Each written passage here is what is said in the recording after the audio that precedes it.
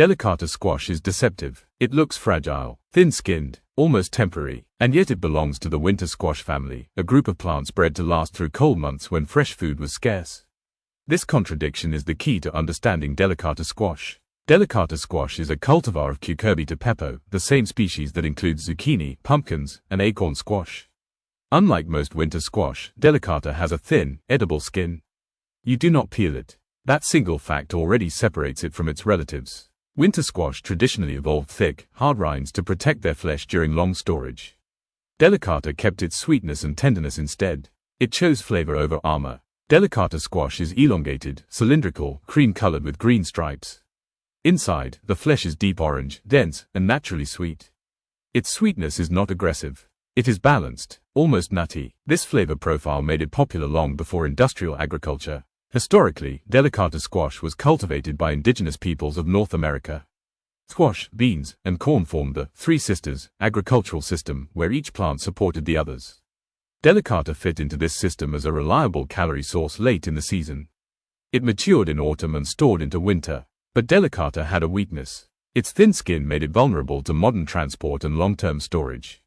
It bruised easily. It spoiled faster than harder squash varieties. As agriculture industrialized, delicata was pushed out. It was not profitable enough. Hard-skinned squash could survive shipping, warehouses, and neglect. Delicata could not, so it disappeared from markets. For decades, delicata squash was considered nearly extinct. Seed catalogs dropped it. Farmers stopped growing it. Consumers forgot it existed. It survived only in small gardens and seed banks. Then tastes changed. People began valuing flavor again. Seasonality returned to food conversations. Chefs rediscovered delicata and fell in love with it. Delicata made a comeback. Botanically, delicata grows as a vining plant. It spreads across the ground, producing broad leaves that shade soil and retain moisture.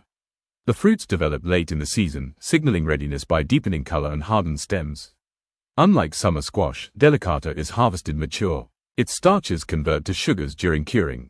This transformation is what creates its sweetness. Delicata rewards patience. Nutritionally, delicata squash is rich in complex carbohydrates, dietary fiber, vitamin A, vitamin C, potassium, and antioxidants. Its orange flesh signals beta-carotene content. It fuels without overwhelming. Because the skin is edible, delicata retains more nutrients during cooking. Peeling removes fiber and micronutrients. Delicata avoids that loss. This makes preparation simpler. Slice, scoop seeds, roast. That simplicity is part of its appeal.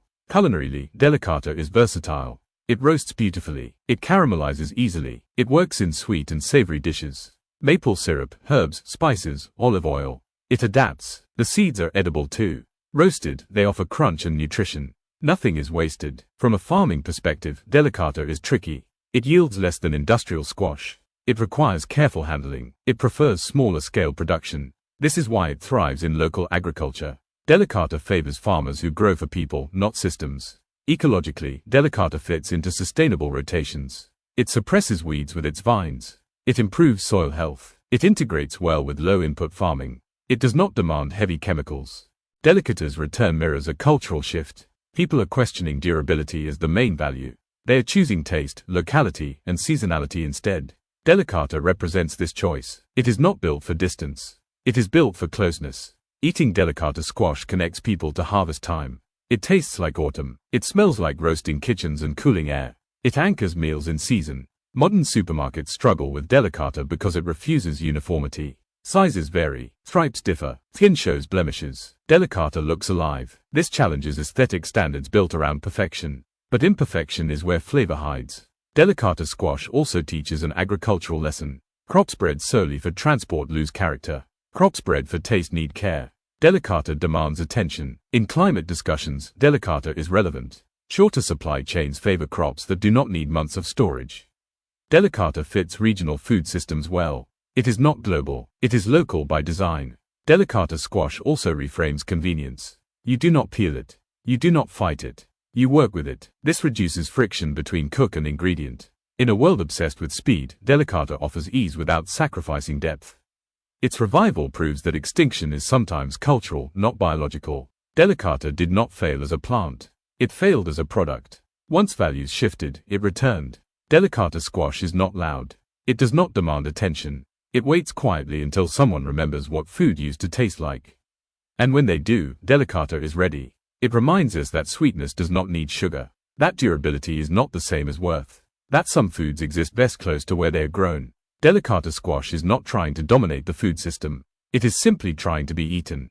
And that quiet honesty is exactly why it survived.